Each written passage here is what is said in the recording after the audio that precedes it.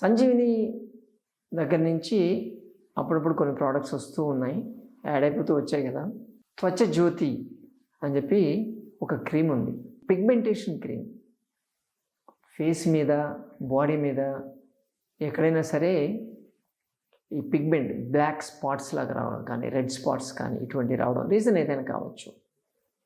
అది కొన్నిసార్లు అలర్జీ వల్ల రావచ్చు, లేకపోతే హార్మోన్ ఇంబ్యాలెన్స్ వల్ల రావచ్చు, ఇన్ఫెక్షన్ వల్ల రావచ్చు, లేదా సింపుల్గా స్కిన్ డ్రై అయినందువల్ల రావచ్చు. దానికి ఇది మనం పూసుకుంటూ ఉంటే గ్రాడ్యువల్గా క్లియర్ అయిపోతుంది. రిజల్ట్ చాలా బాగున్నాయని చెప్పి మనం ఫీడ్బ్యాక్ వస్తుంది. ఆల్మోస్ట్ ఆల్ 1.5 year క్రితం మనం ఇంట్రడ్యూస్ చేసాం అనుకుంటాను. ప్రతిదానికి R&D అవుతూ ఉంటుంది. ఎందుకంటే ఏదైనా వాడితే 100% ఎవరికి రిజల్ట్ రాదు. కొంతమందికి కొంత రిజల్ట్స్ రావు, అంటే అనుకున్నంత రిజల్ట్స్ కనిపించకపోవడం, స్లోగా రావడం, ఇటువంటివి జరుగుతున్నప్పుడు ఆ ఫీడ్బ్యాక్ మనకు తెలుస్తూ ఉంటుంది. కొంతమంది స్కిన్ చాలా థిక్గా ఉంటుంది ఒకటి. రెండోది, ఆ స్కిన్ మీద ఉన్నటువంటి ఈ సెబేషియస్ గ్లాండ్స్ ఏవైతే ఉంటాయో అవి పూర్తిగా డ్రై అయిపోయి ఉంటాయి, హైడ్రేషన్ ఉండదు బేసికల్గా. అలాగే ఆ పర్టికులర్ స్పాట్లో డెడ్ స్కిన్ అనేది ఎక్కువ పేరుకుపోయి ఉంటుంది.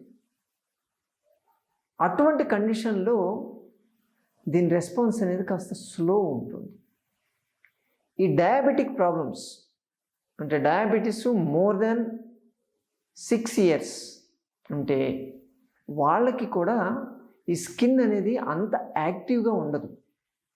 యాక్టివ్ ఇంగ్రీడియంట్స్ మనం బయట నుంచి ఇచ్చినప్పటికీ కూడా స్కిన్ అబ్జార్ప్షన్ అనేది చాలా స్లో ఉంటుంది, కొన్నిసార్లు అసలు ఉండకపోవచ్చు కూడా. అటువంటి కండిషన్. కొంతమంది ఈ స్టెరాయిడ్ మెడిసిన్ వాడుతూ ఉంటారు, అంటే రుమటాయిడ్ ఆర్థరైటిస్ కానీ, లేకపోతే ఈ సోరియాసిస్ కేసులు, వీటికి స్టెరాయిడ్ మెడికేషన్ విపరీతంగా వాడినప్పుడు వాళ్ళ బాడీ కూడా ఇటువంటి వాటికి రెసిస్టెంట్గా పనిచేస్తూ ఉంటుంది. అటువంటి వాళ్ళకి కాస్త తక్కువ హెరిడిటరీ, అంటే వాళ్ళ ఫ్యామిలీలో ఆల్రెడీ ఈ ప్రాబ్లం ఉందనుకోండి, దానివల్ల కూడా కొంత వీళ్ళకి లేకపోయినప్పటికీ కూడా వీళ్ళ స్కిన్ అనేది రెస్పాన్స్ ఆ విధంగానే ఉంటుంది.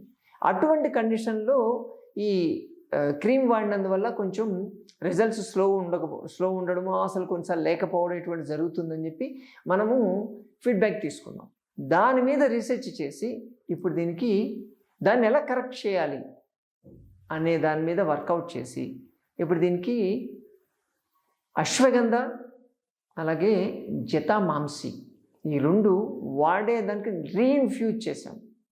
ఓవర్ టాపప్ అంటారు దీన్ని. టాపప్ చేసినటువంటి క్రీమ్ ఇప్పుడు మనం రిలీజ్ చేసాం.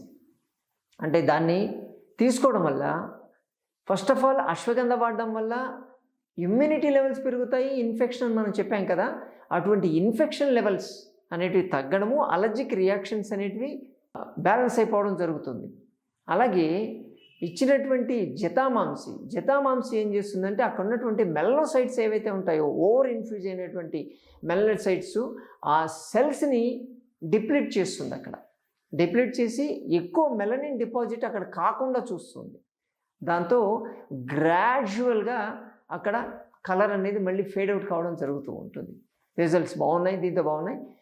ఎవరెవరైతే ఇటువంటి కేసుల మీద ఉన్నారో వాళ్ళ మీద మనం దీన్ని అప్లై చేసినప్పుడు ముందు క్రీమ్ వాడినప్పుడు దీనికంతా రిజల్ట్ రాలేదు, అంత కనిపించలేదు అన్న వాళ్ళని ఒక 15 మందిని మనం తీసుకొని ఇలా తయారు చేసి దీన్ని అప్లై చేసాం. 40 daysలో రిజల్ట్స్ వచ్చాయి, బాగుంది. దాంతో రాంది దీంతో వచ్చింది. సో ఎవరికైనా సరే ఇంతకుముందు రాని వాళ్ళు వాడుకోవచ్చు, మరి పాత వాళ్ళు అసలు లేని వాళ్ళు ఇంతకుముందు వాడేవాళ్ళు వాడుకోవచ్చు, అంటే వాళ్ళు ఇంకా బేసిక్గా వాడుకోవచ్చు. ధైర్యంగా వాడి చూడండి మిత్రులారా, ఇంకా బెటర్ రిజల్ట్స్ వస్తాయి. మీ ఫీడ్బ్యాక్ చెప్తే ఇంకా దాని మీద మేమైనా రీసెర్చ్ చేయడానికి వీలవుతుంది. అందుకోసమే ఈ వీడియో చేస్తున్నాను. మన ఆశ్రమానికి వచ్చినప్పుడు అక్కడ కూడా ఒక కౌంటర్ పెడుతున్నాం, అక్కడ కూడా మీరు తీసుకోవచ్చు కావాల్సినవి. చాలా మంచి రిజల్ట్స్ ఉన్నాయి, ప్రతి ఒక్కరూ వాడచ్చు. సరేనా? మరోసారి మరో వీడియోతో మళ్ళీ కలుసుకుందాం. నమస్తే.